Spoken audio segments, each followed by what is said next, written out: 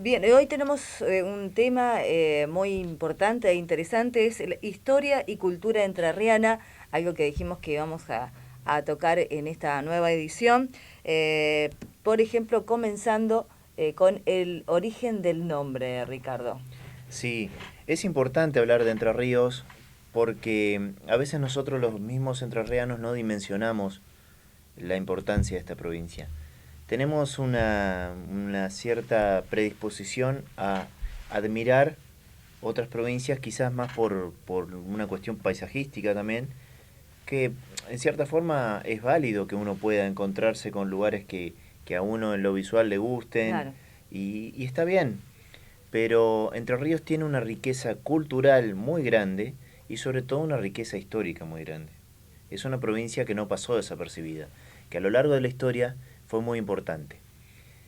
Tal es así que es tan extensa la historia que seguramente, me digo porque ya sé que va a pasar, va a haber cosas que por ahí no voy a mencionar hoy en este programa, quedarán pendientes para otro, no importa, pero sé que hay gente que me va a decir, te faltó mencionar esto, porque sé Claro, que hay mucha gente que le gusta mucho la historia de Entre Ríos, sí. porque me lo hacen saber, y entonces, bueno, obviamente que puede pasar, nosotros tratamos de hacer lo que podemos dentro del tiempo.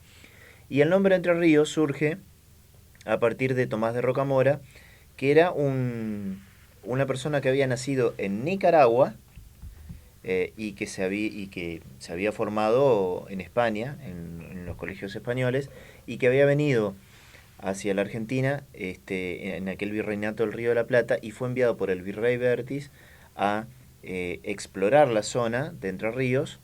Entonces, en una carta donde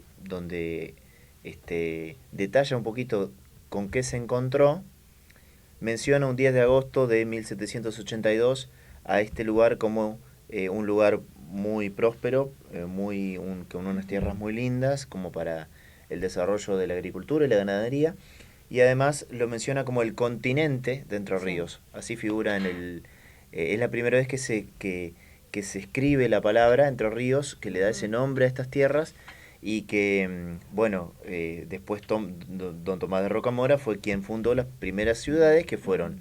Gualeguaychú, Arroyo de la China, que es decir Concepción del Uruguay, y posteriormente la ciudad de Paraná, ¿no?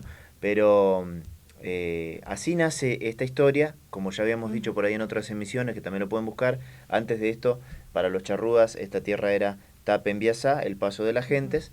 Después adopta este nombre final que es el de Entre Ríos. Fuimos República de Entre Ríos. Sí, fuimos República con Francisco Ramírez, Ujú. que es una historia que también alguna vez me han preguntado y me lo preguntaban desde el sentido de que si Ramírez pretendía con esto una separación del Ujú. resto del país. En realidad no fue lo que sucedió, sino que Ramírez proclama, a partir de todas las ideas de que él llevaba adelante, un poco también impulsado por esa, este, esa idea que tenía Artigas acerca del federalismo, ¿no? Es que Pancho Ramírez plantea una república en el sentido de la democracia, ¿no? De terminar con esta cuestión monárquica que había en el país, de hacerle pleitesía constantemente a los reyes, aun cuando ya éramos libres e independientes. Claro.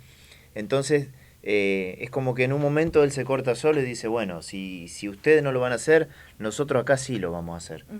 Y declara un 29 de septiembre de 1820 la República Entre Ríos.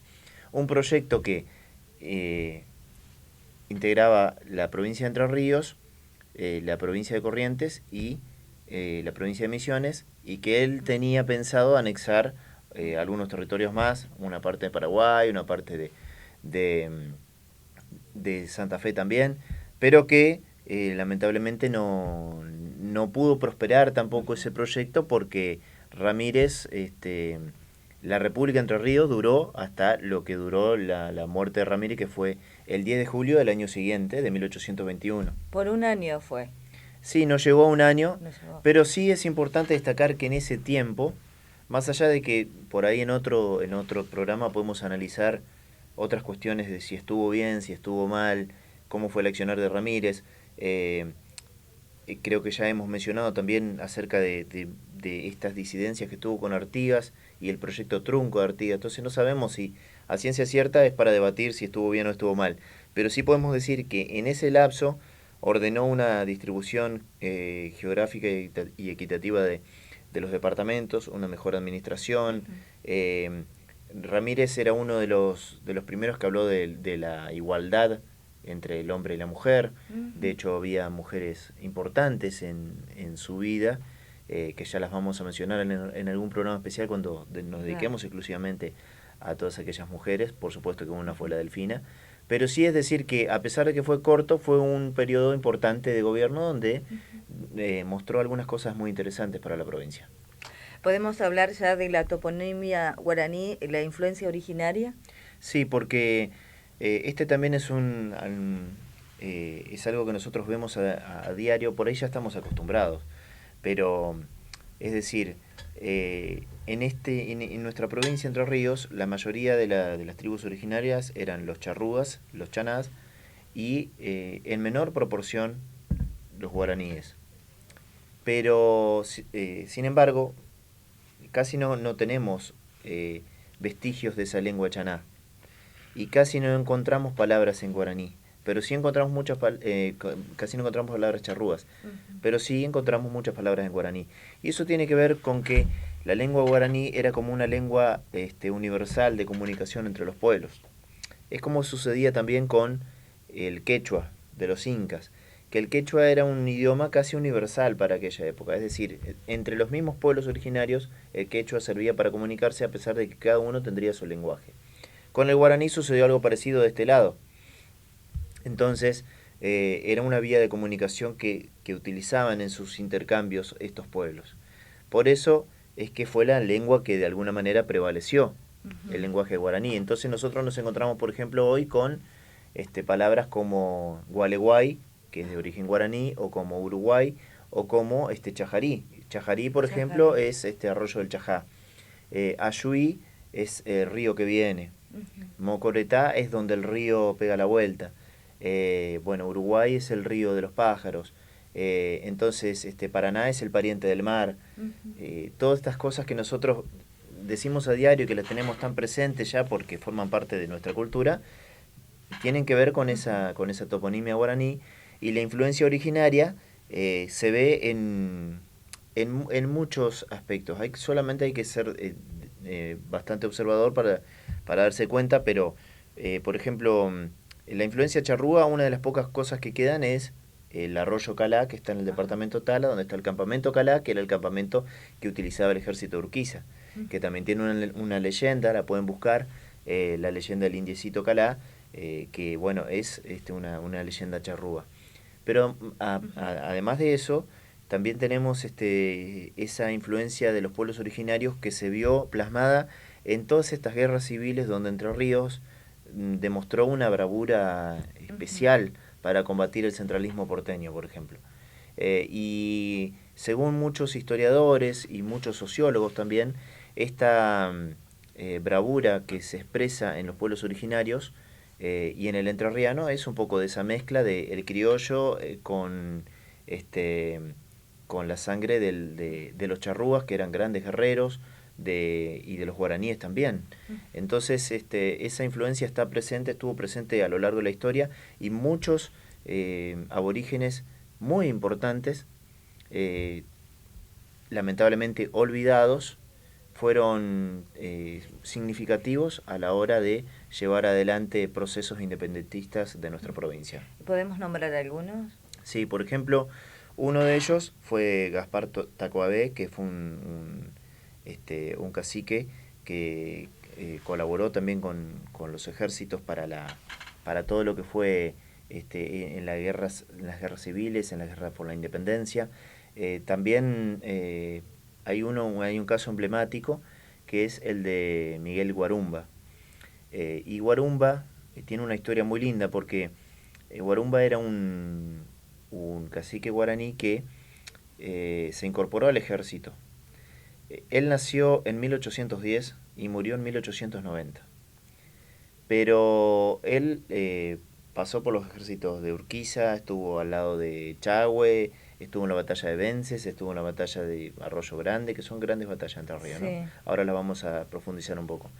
Guarumba tenía la particularidad de que él no sabía utilizar armas blancas, pero como se había criado en la vieja federación, en Mandisoví, él era un gran pescador y sabía manejar muy bien la lanza, que era la lanza era con la que pescaba desde arriba del bote. Sí. Esa habilidad de la lanza fue la que él mismo transportó después a lo que es la destreza arriba del caballo. Entonces él era un gran lancero, era un indio, como se le decía en aquel entonces, un indio muy temido, pero también era una persona muy pacífica. Entonces era un gran luchador, pero fuera de eso no era una persona conflictiva. Y cuenta la historia que Miguel Guarumba, por ejemplo, bueno, más allá de estar con personajes históricos como es el caso de Urquiza, también se encontró una vez con Sarmiento, también bueno, tuvo ahí como un pequeño intercambio que Sarmiento, ya hemos hablado de que no le gustaban los pueblos originarios, así que... Ahora ha sido un encuentro fuerte. Fue un encuentro fuerte, sí. Pero más allá de eso, la historia más por ahí dulce de esto es que Guarumba era una persona que hablaba mitad en guaraní, mitad en castellano, ¿no? Y que le encantaba tomar mate. Entonces, él se sentaba abajo de la sombra de un guaraniná, que es un árbol que está en la ciudad de Federación. Es el árbol del cual se extrae el fruto del guaraná. Ajá. Que a veces cuando vemos la yerba, se dice que tiene guaraná, es el que te da energía. Bueno, y de hecho, guaraniná significa frutos como ojos de personas. Después vamos a buscar una foto para la edición y lo vamos a mostrar, porque incluso por acá hay algún árbol de esos cerca del río. Tenemos. Da un fruto rojo que bueno... Una semillita. Es un fruto más o menos grande y tiene, cuando se abre, parece como si fuese un ojo. Y entonces los guaraníes lo llamaban de esa forma. Bueno, Guarumba se sentaba abajo de ese guaraniná y le contaba a todos los gurisitos que se le acercaban, le contaba historias de la guerra. Ajá. Y los gurisitos querían que les cuente, les encantaba que Guarumba ya anciano le cuente esas historias. Entonces, él la única condición que pedía era que le den yerba para el mate. Entonces los gurisitos ya sabían que le tenían que llevar la yerba. Y cuando Guarumba se quedaba en silencio le decían echale caá, que significa echarle yerba. Echarle yerba al mate. Caá es yerba en guaraní. Bueno, hay una calle Guarumba en Concordia, a mí si te acordás. Claro, sí. Debe ser por él. Por eso, es por él. De hecho, el otro día cuando hablamos de las calles, es una de las personas que debería tener calles por todos lados porque fue un personaje muy importante que luchó mucho por la independencia de Entre Ríos. Y la historia cuenta entonces que cuando Guarumba falleció, los vecinos del lugar no le querían decir a todos esos gurisitos que se juntaban siempre a verlo de que Guarumba había fallecido. Entonces le dijeron que Guarumba se había ido a guerrear, porque a él le gustaba mucho la guerra y que se había ido, y que para que vuelva tenían que echarle la yerba al guaraniná. Entonces le decía, echale caá al guaraniná. Mantenían la tradición. Claro, y entonces los gurisitos iban todos los días y le echaban yerba al árbol de guaraniná. Después esa historia hermosa la plasmó Linares Cardoso en una canción. Bien. Que si después la tenemos la vamos a escuchar. Es una canción que se llama precisamente Chale Caá, donde precisamente habla de eso y donde Linares Cardoso, el padre de la chamarrita, mezcla un poco esta cuestión de las palabras en guaraní y las palabras en español, en castellano. Y bueno, hizo una chamarrita hermosa, ¿no? ¿Por los musiqueros, la que decís? Sí. Bueno, ¿querés que lo escuchemos ahora? ¿Podemos escucharla ahora?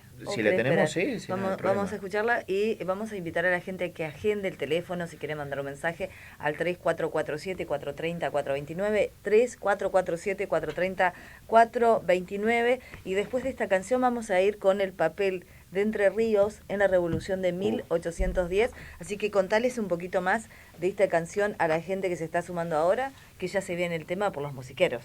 Sí, por supuesto. Bueno, esta canción fue compuesta por Linares Cardoso en base a esta historia de Guarumba, el cacique guaraní de Mandisoví, de la vieja federación, que luchó por la independencia en Entre Ríos. Y hay muchas versiones. Está la versión original de Linares Cardoso, hay una versión muy linda también de Orlando Veracruz, Y la que vamos a compartir ahora es de los musiqueros entrerrianos, grabada en el año 2009 en el disco Natural. Ya no retumba, retumba su zapucay montielero, la ronca voz de Guarumba, el leal federacionero.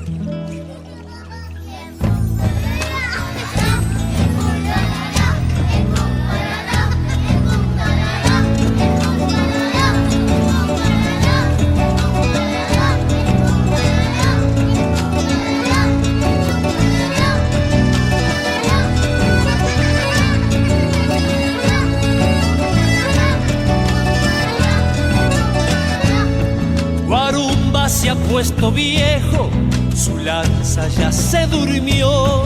Lejos quedó el entrevero y el pum pororó, y el pum pororó.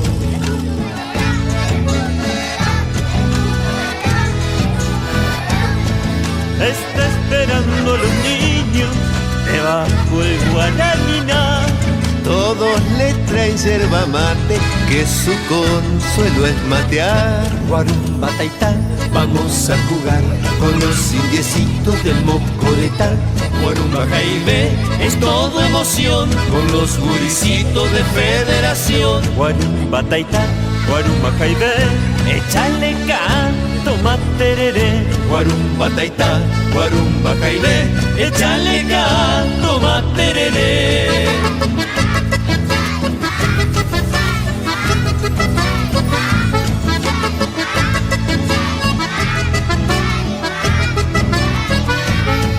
El indio Guarumba viejo se fue, pero no volvió. Buscando los entreveros y el pum pororó, y el pum pororó.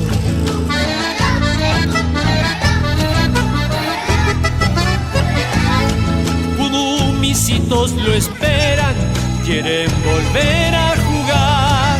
Donde Guarumba mateaba, debajo el guaraniná.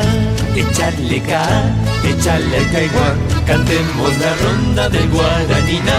Guarumba se fue, Guarumba no está, si no toma mate no va a regresar. Se fue por aquí, se fue por allá, está en Chajarí o en Mocoretá. Guarumba taitá, Guarumba jaibé, echarle canto materere. Guarumba taitá, Guarumba jaibé, echarle canto materere.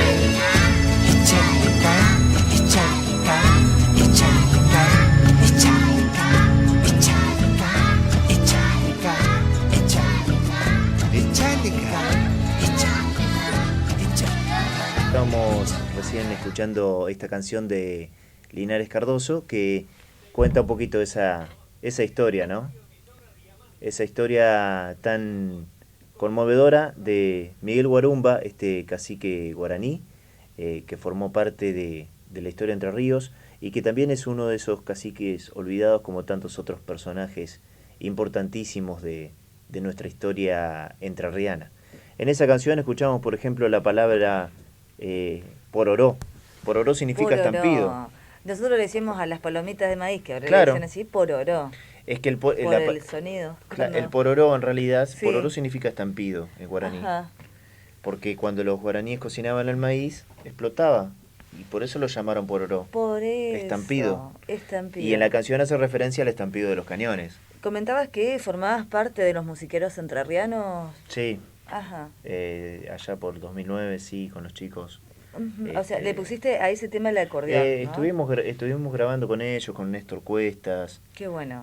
Sí, bueno, toda la familia Cuestas son personas que han aportado mucho a la cultura entrerriana también. Exacto. Aprovecho para mandarle un saludo a Esteban, que es un docente y músico que ha trabajado conmigo en muchas ocasiones, hemos recorrido escuelas juntos también, así que le mando un abrazo. Un abrazo y aparte, bueno, por allí lo vemos en la administración de la familia Perroni, presente con distintas canciones, lindos repertorios para la gente que viene a la zona y encontrarse un Cuestas aquí es algo maravilloso. Sí, por ¿no? supuesto. Por lo Ni que hablar. significa. Y volvemos un poquito más a la historia con los amigos de Canal 10, Melody La Radio 105.3. Nos vamos a el papel de Entre Ríos en la Revolución de 1810. ¿Cómo fue?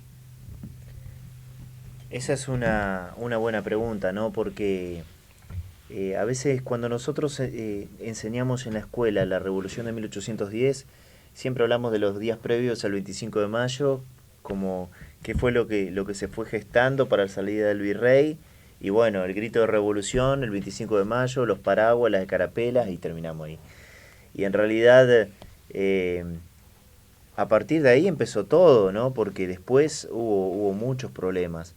Y de hecho, lo que se necesitaba era que en las ciudades ya constituidas hacia 1810, una de ellas era Concepción del Uruguay, pero había varias en el país, se necesitaba que en cada una de esas ciudades, los cabildos de esas ciudades, Sí. que vienen a ser los centros administrativos de esas ciudades de la época, adhieran a esa revolución. Porque si no adherían a esa revolución se caía, más allá de lo que había pasado el 25 de mayo.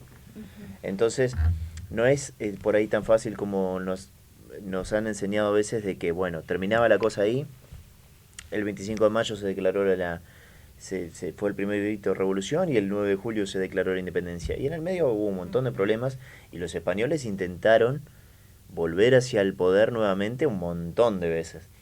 Entonces, el 8 de junio de 1810, fijémonos la diferencia, ¿no? Desde el 25 de mayo al 8 de junio, así de cerca fue lo que sucedió.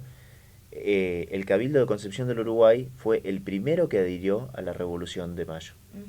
Esto ya demuestra una cierta predisposición de Entre Ríos, una postura, claro, a esta causa revolucionaria, ¿no?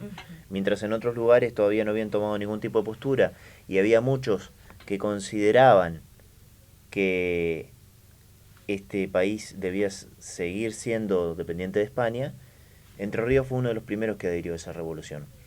Pero eso le costó a Entre Ríos una invasión por parte de los españoles. Todo esto, digamos, mientras ya se había declarado la revolución en 1810. claro. Las fuerzas de los realistas que estaban en Montevideo cruzaron a través del río Uruguay y tomaron por la fuerza y a balazos y escopetazos a varios entrerrianos en las ciudades de Gualeguaychú y en las ciudades de Concepción del Uruguay y algunos otros lugares que lo que hicieron fue tomar esas ciudades y perpetuar desde ahí un avance para recuperar otra vez ese Cabildo de Buenos Aires que había volteado el virrey. Porque el virrey de Montevideo seguía siendo español, Montevideo Claro. no había pasado nada, Ajá. pero acá sí. Entonces, ahí surge un gran héroe, también olvidado de la revolución, que es Bartolomé Zapata. Después si podemos vamos a buscar una foto, porque Bartolomé Zapata fue casi que se podría decir ese primer héroe entrerriano. ¿Qué hizo Bartolomé Zapata? Juntó un ejército de gauchos entrerrianos, de estancieros, de gente. Él recorrió uno por uno los campos de las grandes estancias y le pedía a esa gente que adhieran a esa revolución para formar un ejército con lo que tenían a mano para volver a echar a los realistas. Y entre esas personas que se sumaron estaba, por ejemplo, un hombre de apellido Ezeiza. Ezeiza. Sí. Ahí nació. Ahí nació Ezeiza, Ajá. en el aeropuerto. Que bueno, que vivía en Gualeguaychú. Y que tenía también unas tierras ahí y que aportó gente y que se sumó a la revolución. Tanto Ezeiza como Eusebio Ereñú, que fue un personaje muy importante también, que también hizo su aporte no solo económico, sino también en materia de campesinos que trabajaban para él, para formar ese primer ejército improvisado, Sí. que lo que hizo fue derrotar a los realistas y los realistas tuvieron que retroceder y volver hacia la banda oriental. Así que todo esto, digamos, encabezado por Bartolomé Zapata, que lamentablemente después muere, pero sí vale la pena recordarlo porque fue el primer héroe entrerriano. Y otra de las cosas que podemos mencionar de esto, ya yendo por ahí Sí. después de esta pequeña revolución, surge entonces la idea de Manuel Belgrano, bueno, de que se hace cargo del ejército, ¿no? Y a Manuel Belgrano lo mandan a Paraguay a combatir con nada. con un ejército, vamos a decirlo así, pelado. Sí. Entonces, hablando sobre la relación de Belgrano y Entre Ríos, hay documentos escritos de puño y letra de Belgrano en donde él dice que la provincia que más lo ayudó fue Entre Ríos, porque cuando Belgrano avanza, se encuentra con Eusebio Ereñú, por ejemplo, quien le aporta soldados, quien le aporta bienes, quien le aporta caballos, mujeres que empiezan a prepararles la ropa a esos soldados improvisados de Belgrano, y mujeres que le dan por ahí un lugar donde dormir también al ejército. Ajá. Entonces Belgrano documenta que la provincia que más lo ayudó fue precisamente nuestra provincia, Entre Ríos. Así que esto después nos permite también llegar a un análisis de que la provincia que más soldados sacrificó en la causa de la independencia argentina fue Entre Ríos, siempre. Sin ningún lugar a dudas. Siempre Entre Ríos. Siempre le ponían nombres también a los ejércitos, a las cuadrillas. ¿Recordás algunos? No, pero a ver, lo que te puedo mencionar es que precisamente la importancia de nuestra provincia, no porque seamos de acá, pero hay que decir las cosas como son, fue tal que Belgrano hizo la bandera por primera vez acá en Entre Ríos. Nosotros en nuestro primer programa lo mencionamos, y fue en Isla del Espinillo. Sí. Y en Isla del Espinillo está en la zona de Victoria. Lo que pasa es que, como bien dijimos en aquel programa, Belgrano escribe el parte desde Rosario, donde tenía, digamos, su cuartel. Pero al final firma Rosario, 27 de febrero de 1812. Pero si uno lee el documento, dice: en Isla del Espinillo, siendo las 6 de la tarde, mandé a enarbolar la bandera para incentivar al ejército, etcétera. O sea, fue en Entre Ríos. Entonces, hay una relación estrecha de Belgrano con Entre Ríos. Hay una historia oculta de Entre Ríos también, porque el centralismo porteño lo quiso así. Sí. Y Entre Ríos fue una provincia molesta para ese centralismo que quería conservar su poder. Además tenía una posición estratégica, y además era la segunda provincia más próspera del país. Claro. ¿Sí? Y otra de las cosas es que, bueno, ahí en 1814, en ese mismo lugar, en el Espinillo, se libró una batalla un 22 de febrero, en el cual las tropas de Ereñú, que había quedado medio a cargo en la zona, después de unas conversaciones con Belgrano, derrotan a los enemigos y adhieren a la Liga de los Pueblos Libres de Artigas. Ajá. Que era lo que habíamos hablado aquella vez. Entonces, es como que ya la historia de Entre Ríos estaba predestinada a eso, ¿no? Ricardo, bueno, estábamos hablando de lo que es Entre Ríos y dos banderas. Tuvimos dos banderas. ¿Cuál es la que, bueno, finalmente la que tenemos actualmente quedó, o cómo viene la mano? ¿Cómo viene la historia? Sí, la bandera que tenemos actualmente la creó Gervasio Artigas con permiso de Belgrano, porque era la bandera argentina con la franja roja que representaba el federalismo, que no era una idea separatista, sino era una idea simplemente de identificación de este federalismo, ¿no? Y el Día de la Bandera de Entre Ríos precisamente es el 19 de junio, en honor al natalicio de Artigas. Sucede que esa bandera representaba a los pueblos libres, a la Liga de los Pueblos Libres, que no era solo Entre Ríos, sino también era Córdoba, Santa Fe, Entre Ríos, la Banda Oriental, Corrientes, Misiones. Así que todos tenían la misma bandera, hasta que desapareció Artigas. Después, un tiempo, esa bandera también desapareció, quedó acéfalo entonces Entre Ríos, y durante el gobierno de Pascual Echagüe, en 1833, se crea otra bandera que tenía la mitad de la bandera argentina y la otra mitad era roja y blanca, con el escudo en el centro. Rarísima.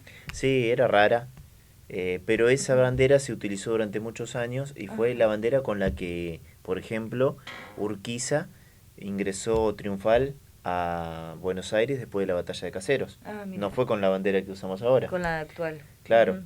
Así que esa bandera también estuvo durante muchos años hasta que sucedió lo que sucedió con Urquiza. Después desapareció también esa bandera. Se volvió a utilizar la de la Liga de los Pueblos Libres, que se hizo oficial en 1988, recién durante el gobierno de Montiel. Ajá. Así que ahí, digamos, a través del Senado se oficializó esta bandera, que es la que nosotros conocemos hoy, Sí. pero que en realidad representaba la Liga de los Pueblos Libres. No significa que una está bien y que la otra está mal. Tranquilamente se puede exponer las dos, como para que sepamos también de que, bueno, es parte de nuestra historia, ¿no? Como parte de nuestra historia, la importancia y lo fuerte que fue la inmigración en Entre Ríos. ¿Qué podemos reflejar sobre eso? La inmigración fue muy importante a partir de una idea que tuvo el general Urquiza de hacer esa primera prueba con los inmigrantes que llegaron y fundaron precisamente esta localidad y las localidades siguientes como Urquiza y bueno, como sucedió después con Villa Elisa, con Colón, ¿no? Pero también fue muy importante porque primero era un lugar cercano para el puerto de Buenos Aires. Después, cuando se fue popularizando esta idea de traer inmigrantes, Sarmiento era uno de los principales en esta idea, junto con Urquiza, de traer inmigrantes. La única diferencia entre Sarmiento y Urquiza era que Urquiza, a él le daba lo mismo. Para él lo importante era que venga inmigración para trabajar las tierras. Pero Sarmiento quería que sean inmigrantes ricos. Claro. Y los que vinieron precisamente fueron los más pobres y de las zonas más pobres de Europa. Sí. Él no quería esa inmigración, pero esa inmigración es la que vino y bueno, fue una inmigración muy, muy leal a lo que fue sucediendo después, ¿no? Totalmente noble, con un temple y con un tesón, bueno, inigualables, ¿no? Pero además hay que destacar de que en Entre Ríos, por ejemplo, se hizo un censo en 1895 que arrojó como resultado de que de 200.000 personas más o menos que vivían en Entre Ríos, 65.000 eran inmigrantes. O sea, Claro. es un montón, Mucho. es muchísimo.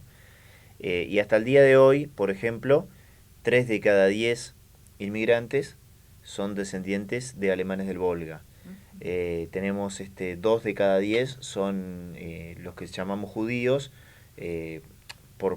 más que nada porque por una herramienta de cohesión que fue la religión, pero en realidad venían de Rusia, de Eslovenia, de Hungría, de Polonia, y ellos fueron los que formaron las primeras cooperativas agrícolas y las primeras localidades judías que bueno, que fueron, por ejemplo, Lucienville, Clara, Basa Bilbaso, Sájarov, ¿no? Los alemanes del Volga se asentaron más en Diamante y después en el departamento de Uruguay. Por ejemplo, a los alemanes del Volga se le dieron, al primer contingente que vino, el gobierno en aquel entonces, bajo la ley de inmigración que promovió un poco Avellaneda, le dio 19.000 hectáreas para trabajar. Y tuvieron un conflicto con el gobierno, porque el gobierno quería que cada uno agarre su parcela y la trabaje. Claro. Y ellos no querían. Ellos querían formar aldeas, vivir juntos y trabajar todos juntos la tierra, porque así estaban acostumbrados a hacerlo en Rusia. Entonces, ese conflicto demandó meses hasta que el gobierno tuvo que ceder, porque no había otra opción. Ellos mismos querían asentarse en aldeas y trabajar todos juntos la tierra, no estar separados. Para trabajar juntos, para hacer las primeras iglesias, porque eran muy católicos y querían mantener su religión, su fe religiosa. Y obviamente cuando vinieron acá, lo primero que hicieron fue como unas madrigueras en la zona de lo que hoy es Valle María, y se metían ahí abajo de la tierra. Pero era por dos motivos. Primero, porque pensaban que el clima era frío como en Rusia, ¿no? Ajá. Y en Rusia hacían eso.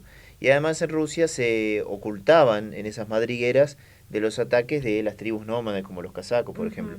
Acá no pasaba nada de eso. Con el tiempo se dieron cuenta de que Claro. todo eso no pasaba, pero hay algunos historiadores que han recorrido en esos tiempos nuestra provincia y que han visto esas madrigueras y se encontraban con una sorpresa porque no sabían de qué se trataba. Después, también podemos mencionar que los inmigrantes franceses en Entre Ríos, por ejemplo, es la segunda provincia con mayor inmigración francesa del país. Y muchos de esos apellidos hoy los vemos aquí también. Claro. Los italianos fueron la mayor corriente inmigratoria de la Argentina y se asentaron sobre todo acá en Entre Ríos en los departamentos Concordia, Colón y Federación. Y después ya vinieron también algunos sirio-libaneses que se asentaron más en la parte del Delta, de Victoria, etcétera. Pero la inmigración en Entre Ríos jugó un papel fundamental, tanto en la cultura como en la música, como también en el crecimiento económico de Entre Ríos, que sin duda le dio un impulso grandísimo, ¿no? El verdadero crisol de raza. Sí, por supuesto. Y había, comentaban, ¿no?, en esa época muchos problemas con las familias, porque si alguno se enamoraba de alguien de pueblo originario, había muchos problemas en la familia. Sí, por supuesto. Había problemas y también, sobre todo en algunos, digamos, en algunos pueblos particulares, ya sea de los alemanes del Volga o de los polacos o los eslovenos, eran muy conservadores. Entonces, eran tan conservadores que ellos, imaginemos que, por ejemplo, en el caso de los alemanes del Volga, estuvieron en Rusia durante más de 100 años y conservaron su idioma. Un día vino el embajador de Alemania, acá en Entre Ríos, hace poco tiempo, hace un par de años. El embajador alemán en Argentina vino, presenció una fiesta alemana, escuchó el dialecto que hablaban los alemanes del Volga, porque es un dialecto que se hablaba en 1767, cuando esos pueblos germanos emigraron a Rusia, y decía, esto ya no se habla en ninguna parte del mundo. Es increíble cómo conservan este dialecto. Y lo conservan hasta el día de hoy. Se puede entender con un alemán verdadero, por supuesto, pero son palabras distintas. Esto es como que nosotros hoy estemos en 1810 y tratemos de hablar con las personas que habitaban esta región en 1810. Bueno, nos vamos a entender. Es español en definitiva, ¿sí? Pero es otra forma de hablar. Hay palabras que ya no se usan, hay palabras nuevas que se usan ahora que antes no se usaban. Entonces, ahí podemos ejemplificar de la importancia de la conservación del idioma. Imaginemos que si fueron tan conservadores con una cuestión como lo es el idioma, claro, mucho más aún para mezclarse con otra gente, ¿no? Con otra gente, exactamente. Bien, vamos ahora a hablar de la importancia de Urquiza en Entre Ríos, que es total, ¿no? No sé si estás escuchando como un sí, sonidito. Un pequeño zumbido. Ajá. Sí, vamos, sí. a ver, ya lo solucionamos. Sí. La importancia de Urquiza en Entre Ríos. Sí, yo propongo, Anita, que también, que por supuesto hay gente que lo debe estar esperando, vamos a hacer un programa de Urquiza en algún momento, creo que ahora pronto cuando se cumpla un nuevo aniversario de Justo José Urquiza, porque él falleció un 11 de abril de 1870, pero había nacido un 17 de octubre, así que no estamos tan lejos de la fecha como para poder por ahí dedicarle un programa exclusivamente a él, pero sí podemos mencionar que Urquiza jugó un papel fundamental en nuestra provincia porque fue varias veces gobernador, porque impulsó un par de reformas muy significativas, muy importantes. También la creación, por ejemplo, del Colegio de Concepción del Uruguay, colegio del cual egresaron 3 futuros presidentes. Entonces hubo un impulso a la educación, hubo un impulso a la inmigración, hubo reparto de tierras para aquellos pueblos inmigrantes. Y también hubo una diplomacia política súper interesante de Justo José Urquiza. Sucede que por ahí hay que dedicarle un programa entero porque por supuesto que también tiene sus contradicciones. Pero nosotros no podemos obviar que Urquiza es sin duda la persona más importante de nuestra provincia y el fundador de la República Argentina a partir de la creación de la Constitución, ¿no? Y de hecho, justamente hoy hablaba con Jorge Ucharenko, a quien le aprovecho para mandarle un saludo muy grande, porque me mandó un mensajito hablando del programa. Ay, qué lindo, un abrazo, Jorge, siempre atento. Siempre atento, sí. Entonces me mencionaba las efemérides que le había dicho y que en base al programa de Sarmiento que había salido, bueno, sí, habló de algunas cosas que había escuchado en el programa, lo mencionó en la radio. Yo lamentablemente no lo pude escuchar porque estaba viajando, pero bueno, él me lo hizo llegar a partir de ese mensaje. Entonces le comenté de otra efeméride del 11 de septiembre, que fue el 11 de septiembre de 1852, que tiene relación con Urquiza. ¿Qué pasó? Ese día hubo un golpe de Estado para derrocar a Urquiza porque recordemos que la batalla de Caseros había sido el 3 de febrero de 1852, y Urquiza lo derrocan, lo intentan derrocar un 11 de septiembre de 1852, parte del mitrismo y hasta el mismo Sarmiento, que ya se había dado vuelta, y organizan un golpe de Estado que termina generando la separación de Buenos Aires de la Confederación Argentina, y que a partir de ahí, durante varios años, Buenos Aires formó Estado aparte. No fue parte de la Argentina, justamente para hacerle la contra a Urquiza. Qué bárbaro. Eso sucedió el 11 de septiembre. Cuando uno va a alguna ciudad y ve una calle, Sí. 11 de septiembre, no es por Sarmiento. No es por Es por el Sarmiento. golpe del 11 de septiembre de 1852. Y el barrio de Once, en Capital Federal, adopta ese nombre precisamente Por eso. por eso. Por eso. Qué Así que bárbaro. justo hoy lo hablábamos con Jorge, le mando un saludo, y viene a colación porque viste que Urquiza Exacto. siempre es como el otro día que terminamos con Urquiza y el alfajor, Sí. y un día vamos a hablar del caballo de carrera que tenía Urquiza y del perro que tenía Urquiza también. Sí, y bueno, donde vamos hay hijos de Urquiza también. Es una cosa tremenda, herederos, descendientes, y gente que me dice que esas tierras eran entregadas a Urquiza, a esa señora, porque tuvo hijos de... Sí, de hecho cuando fue presidente, sus asesores le dijeron, tenés que empezar a reconocer tus hijos, y ahí empezó a... Ah, ¿también es Sí. real eso? Sí, sí, es real. Ah. Pero ya vamos a hablar del número Pensé que de era un hijos mito. y todas esas cosas. No, sí, tremendo. Sí. Bueno, sí, capaz que era muy fachero. No, no sé, eso sabe usted porque ya me lo escribió a Sarmiento, hasta tengo pesadillas porque No, me decía no, pero... que no cambiaba la cara. Pero con Sarmiento estaban ahí, Ah. estaban pelo a pelo, dirían. Con la belleza. Sí. Lo que, bueno, siempre se hablan es de batallas en Entre Ríos. Siempre la sangre, siempre el dolor. ¿Cuántas batallas en Entre Ríos? Batallas en Entre Ríos hubo cualquier cantidad, porque aparte, nosotros en Argentina tuvimos la guerra civil más larga de la historia mundial. La guerra civil, y recordemos para la gente que nos está escuchando, es la guerra entre los mismos compatriotas.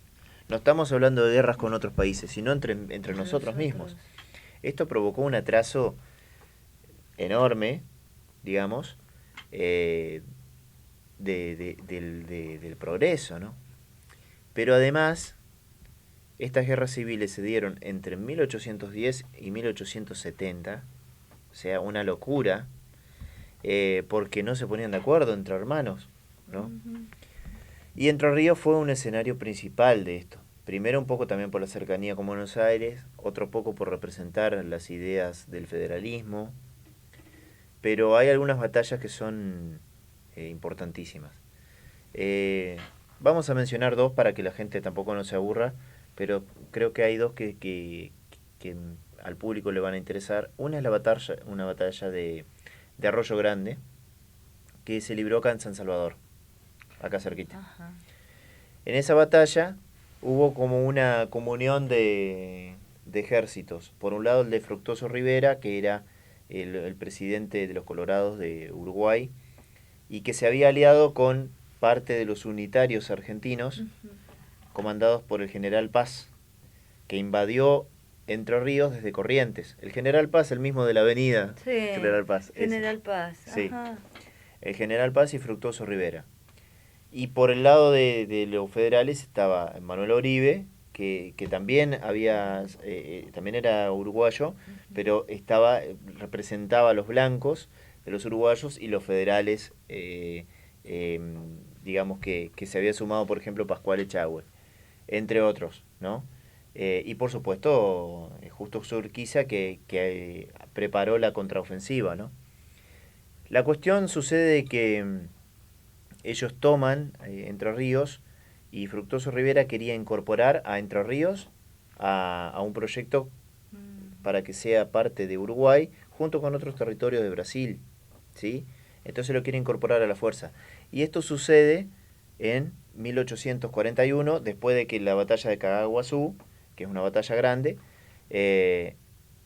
y entonces en 1842 avanzan y toman las ciudades de Villaguay, de Concordia y posteriormente de Paraná.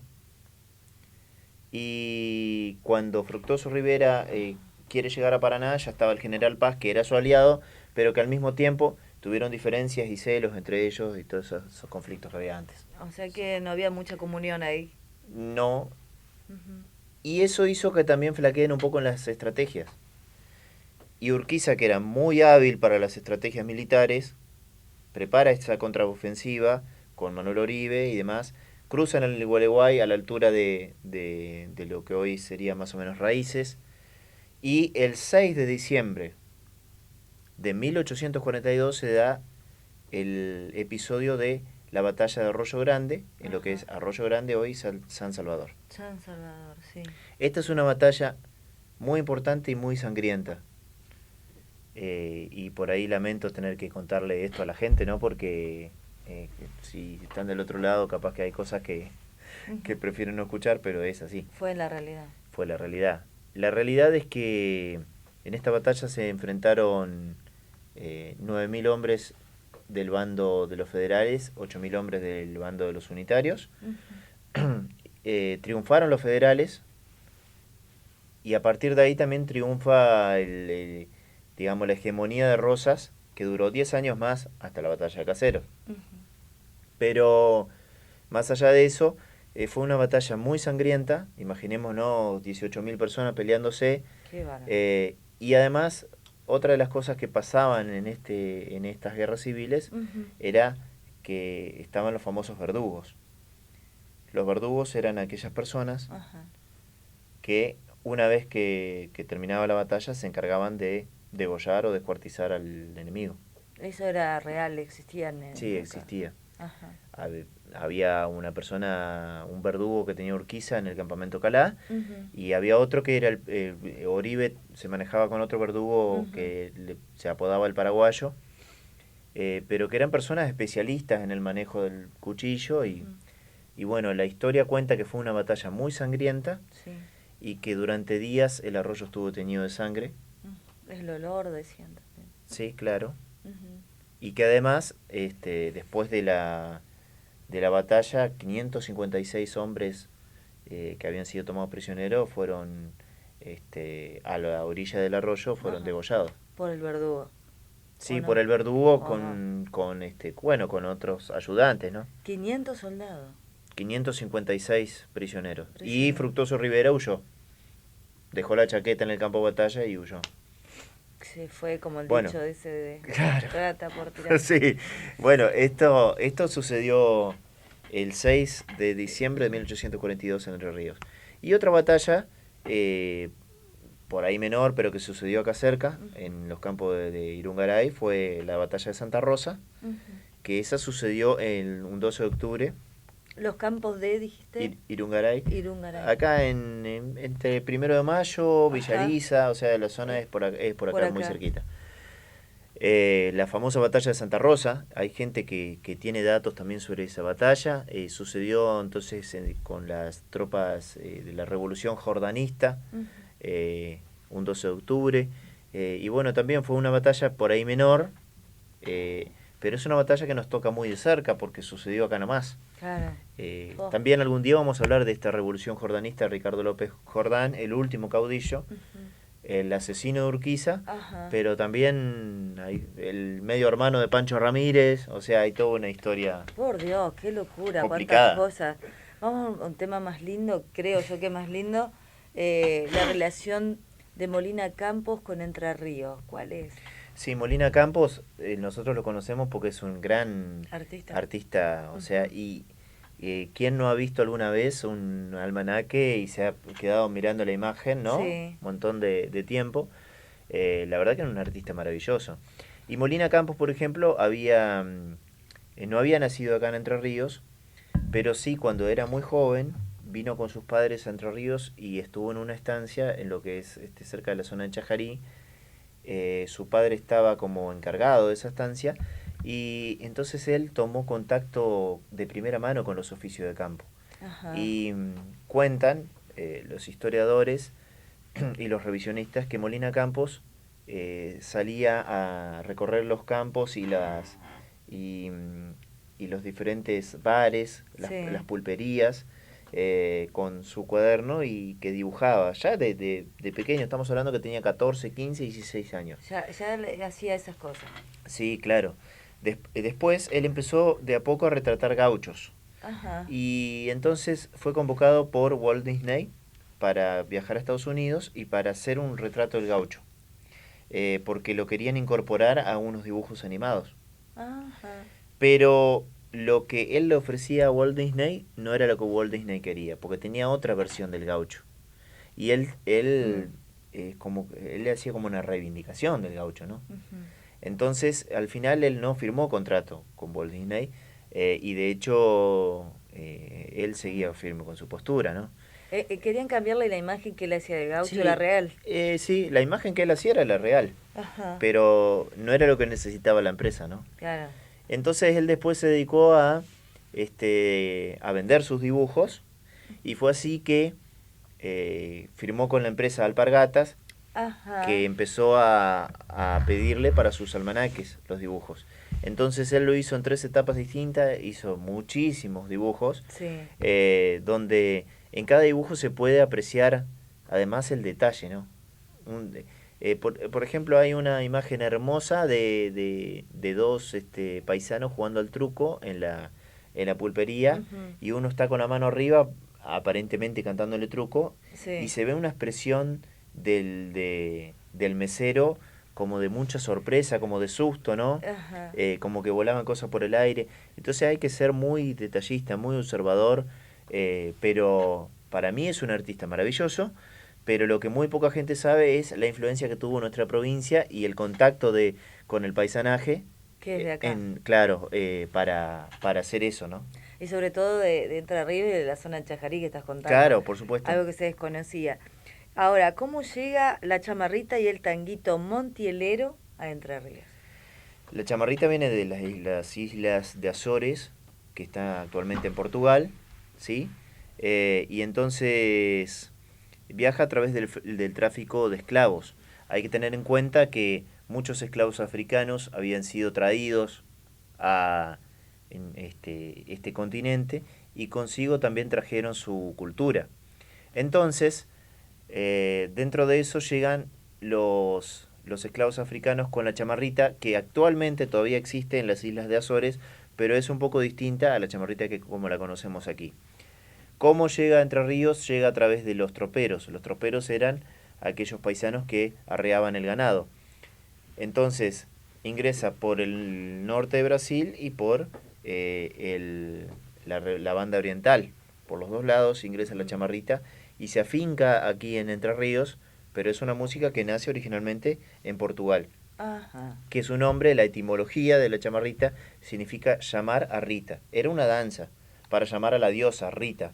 Sí. Chamá es llamar. Ajá. En portugués, llamar a Rita. Llamar. Linares Cardoso cuenta que llega a través de los troperos, que en esos troperos iban con el ritmo del caballo, Uh-huh. iban haciendo su música, ¿no? Su danza, y que incorpora, por supuesto, todos estos elementos del gauchaje. Entonces, un poco el que la rescata es precisamente Linares Cardoso, pero claro que toma los elementos de Entre Ríos, de la pesca del río, del lenguaje, ¿no? De todas estas cosas que son características de nuestra provincia. Y lo mismo sucede con el tanguito montielero, pero el tanguito montielero es la expresión genuina más auténtica de Entre Ríos porque incorpora parte de esos elementos de la chamarrita, pero ya con el acordeón de los inmigrantes. Y se le llama tanguito por una cuestión de que se estaba popularizando el tango en ese momento, pero no tiene nada que ver con el tango, ¿sí? No. Y montielero por la selva del Montiel, porque era la música que hacían a su manera, como le salía los inmigrantes con el acordeón, como lo aprendían a su manera, con alguna guitarra, con instrumentos nuevos que se iban encontrando, y que trataban siempre de hablar, bueno, del paisaje y de toda la cuestión, el paisaje sonoro que interpretaban a su alrededor, ¿no? Vos que sos músico, Ricardo, dicen que la chamarrita tardó en ser reconocida porque es como que le faltaba, no sé si era un compás, me explicaban, que tenía que ser de 4 y era de 3, entonces no lo reconocían. ¿Vos tenés algo de eso en la historia? Sí, la realidad es que yo creo que no se lo reconocía también, más que por eso sonaba más como para una excusa, ¿no? Sino yo creo que durante mucho tiempo no se lo reconoció por múltiples factores. Uno de ellos es el avance del chamamé en nuestra provincia, que no tiene nada de malo, pero el chamamé es una expresión guaranítica que incorpora elementos también del compás africano. El 3x4 o el 6x8 viene de África, que son los compases del chamamé, pero que incorpora los elementos de la música de los jesuitas. O sea, que los jesuitas mismos le dieron cobijo a los guaraníes, ¿no? Y el acordeón de los inmigrantes.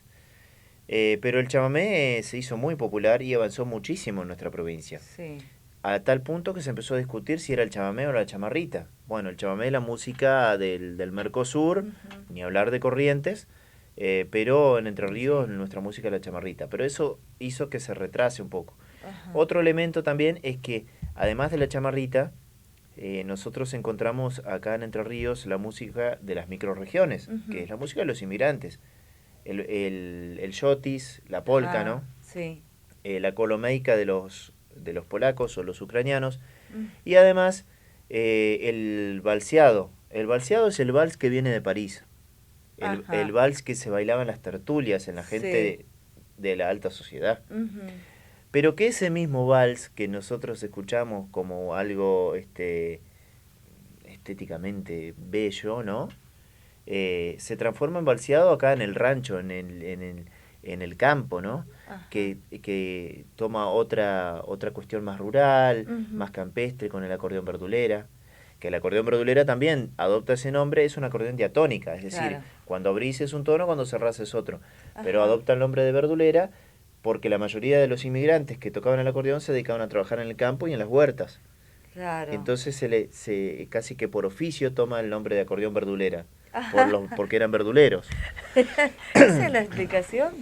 No te puedo creer. Claro, sí. Yo me imaginaba otra cosa. Era más sencillo. Tenía que ver con la verdura. Toponimia típica de Entre Ríos para ir cerrando esta nueva entrega de Detrás de la Historia. Sí. Bueno, nosotros tenemos una forma muy característica de hablar, ¿no? Sí. Por ahí no nos damos cuenta, pero cuando vamos a otras provincias Lo notan. Entonces nosotros por ahí decimos el huascazo, ¿no? Y esto es algo que le dio un huascazo. Bueno, el huascazo es huasca es una palabra quechua, ¿no? Que significa cadena. Cuando se refieren a alguien dice es. Lo dicen, ¿no? Bueno, ¿qué significa? Bueno, cadenas. Sí. Es una palabra de origen quechua que significa cadenas. Bien. Y entonces, acá se empezó a decir el huascazo en referencia a la huasca, que le dio con la huasca, que le dio un cadenazo, que le dio un cintazo, que le dio un rebencazo. Pero eso también tiene que ver con un crisol de razas que depende de los pueblos originarios, de la influencia española, que al mismo tiempo tiene influencia árabe, y de los inmigrantes que fueron hablando como pudieron, y esas palabras quedaron. Entonces, un inmigrante que no sabía decir le dio un cadenazo, le dio un rebencazo, le dio un huascazo. ¿Sí? Y lo mismo sucedió con el bolazo. El bolazo viene de una expresión de los españoles que decían que cuando soltabas una mentira al aire, estabas soltando un globo. Entonces el globo con el tiempo se transformó en bola. Soltaba una bola al aire. Entonces el entrerriano dijo el bolazo. Este dijo un bolazo, ¿no? Pero esto es típico nuestro, se utiliza acá en Entre Ríos y en Uruguay, ¿no? Es como el gurí, que el gurí o el kunumí, como le dicen en Corrientes. En Corrientes, kunumí, gurí, bueno, tenemos el chango en otros lados. Claro, en Santiago. Exacto. Sí, por supuesto. Entonces, bueno, esto forma parte de la toponimia de Entre Ríos, de estas expresiones. Después está, por supuesto, hay toponimia que está relacionada a los animales, al capibara, ¿no? A la pinambí, que es la mariposa, por ejemplo. Y después también hay otros que están relacionados a las plantas. El aromito, que en realidad es el espinillo, es el árbol provincial. Sí. Y bueno, Todo esto es algo característico de nuestra cultura también. Y una cosa importante que me parece lindo agregar como dato interesante, ¿no? Ya que estamos acá y que lo recuerdo ahora, Sí. es mencionar a otro personaje, ya que mencionamos a Bartolomé Zapata, Guarumba, etcétera. Vamos a mencionar a Alarcón, Bruno Alarcón, que fue el tambor de la libertad. Bien. Él es una persona que vivió 100 años, ¿sí? Él había nacido en 1778. ¿Dónde? Había nacido en Buenos Aires, pero enseguida se vino acá a Entre Ríos. Ujú, Y se crió en Gualeguay. Entonces es un hijo de Gualeguay. ujú. Pero él se incorporó al ejército, él tocaba el tambor. Ajá. Entonces, dentro de los cuerpos de infantería, era importantísimo tener a alguien a cargo de los tambores, ¿no? Y tal es así que él era el tambor mayor, es decir, el de más importancia en los cuerpos de infantería. Y Alarcón primero se incorpora al ejército de Belgrano Ujú. y después se incorpora al ejército de San Martín. Y entonces él fue el que tocó el tambor en todas esas batallas tan importantes por la independencia, en la batalla de San Lorenzo, en la batalla de Maipú, de Chacabuco, y después se incorpora al ejército de Bolívar. ¿Estuvo en todas? Sí, estuvo en Junín, en Ayacucho, en todas esas batallas de la independencia de América estuvo. Y cuando vuelve, cuando termina toda esa época de guerra, él no es reconocido. Y al pensar que había sido el tambor mayor de todas las campañas de... Hay que aclarar que ellos llevaban siempre los tambores para manera de alentarse y motivarse, ¿no? Sí, por supuesto. Además, había toda una preparación para los tamboriles. Es decir, que en las batallas eran de suma importancia. Exacto. Y el tambor mayor era el que dirigía. Entonces, esta persona, cuando vuelve, se instala en Gualeguay, que era su tierra, y bueno, no había sido reconocido, no tuvo una pensión por haber estado en la guerra, nada. Quedó tirado. Entonces, ¿qué hizo? Tuvo que empezar a dedicarse a la pesca. Y salía de pesca al Gualeguay y vendía pescado. Y se mezclaba entre los demás cazadores, nutrieros, otros pescadores. Y así estuvo durante muchísimos años. Y así se llevó adelante su vida. Pero 2 años antes de que él muera, cuando tenía 98 años, Sí. en aquel entonces una persona que estaba a cargo de la biblioteca del Colegio de Uruguay se entera que esta persona que había estado en todas las campañas de América, el tambor mayor de San Martín, estaba vivo todavía con 98 años en Uruguay y decía hacerle un homenaje. O una voz viva. Claro, entonces le hacen un homenaje en Gualeguay, en aquel momento en el teatro. Hubo un poco de resistencia de la élite, ¿no? Claro, estamos hablando de qué año. No, y estamos hablando de 1876. Claro. Bueno, tenían 98 años y cuentan las anécdotas de ese día, de que en el momento que a él lo homenajean, le dan un tambor y estaban sus 3 hijos también. Bueno, hablan de su vida, le dan un cálido aplauso y él queda en silencio. Y no podía tocar el tambor de la emoción y se le empiezan a caer las lágrimas. Y después de que se le empiezan a caer las lágrimas, empieza a tocar los tambores de a poco, hasta que toca con una efusividad que recordaba a todas esas épocas de campaña, sí, que fue un momento de muchísima emoción. Y bueno, se lo llamó desde aquel entonces el tambor de la libertad. Qué cierre para este tema, ¿eh? Con el tambor de la libertad, la verdad que eso no lo esperábamos. Y bueno, recordar, a veces nos demoramos tanto en reconocer hasta el día de hoy, ¿no? Sí, o sea, menos mal que vivió 100 años. Que sí, porque si no, nunca le van a estar reconociendo. Y llegamos al final de lo que es detrás de la historia de hoy, pero ya vamos a ir contando cuál es el próximo tema que vamos a tener. Sí, vamos a hacer otra vez a pedido de la gente, Sí. de la gente, ¿no? Porque hay algunas personas que le encanta esto de las curiosidades, de los orígenes de ciertas expresiones. así que vamos a hacer una segunda parte, Bien. como hicimos aquella vez. Vamos a hacer una Perfecto. segunda parte de eso, porque hay varios que me dijeron, te faltó este, te faltó el otro. Y sí, hay un montón, pero la idea es ir haciéndolo de a poco, ¿no? Así es. Bueno, y los saluditos de la noche, muchas gracias a la familia que nos escucha desde Ubajay, por allí. Gracias a la gente de Liebig, saludamos a la gente de Colón, por allí saludamos a Tanita que nos está escuchando desde Paysandú, muchas gracias. A Ignacio Concordia, bueno, nos está escuchando seguramente por el app, ¿no? Porque bueno, le mandamos un saludo grande a Eli, muchas gracias Eli por estar con tu familia escuchando Detrás de la Historia de hoy en vivo. Dice, chicos, qué lindo escucharlos, bueno, porque el viernes no vamos a estar, hay fútbol y además usted va a estar, ¿dónde? ¿En qué zona? ¿Cantando? Ah, en Basavilbaso estoy. Van Sí. a estar en Basavilbaso, que tendremos que hablar un día de Basavilbaso, porque bueno, es una conjunción, una cuna de muchos judíos. Sí, allí, por supuesto. Muy importante y donde muchos judíos de todo Entre Ríos o del país salieron en algún momento de Basavilbaso. No, además, ¿quién fue Clemente Basavilbaso? ¿Quién fue ¿Quién fue? Galarza, Urdina Rain? Exacto, ¿No? Porque exactamente. todas esas personas existieron. Saludamos a Sebastián, que le encanta, dice, bueno, tendrían que hablar un día más de la batalla que fue cerca de Villa Elisa, que era la que estabas mencionando. Sí, la de Santa Rosa, sí. La de Santa Rosa, así que bueno, sobre eso había hecho un trabajo nuestro compañero de tareas, que es Cristian Lantelme, bueno, que le mandamos un saludo a Sí, Cristian, que siempre por supuesto.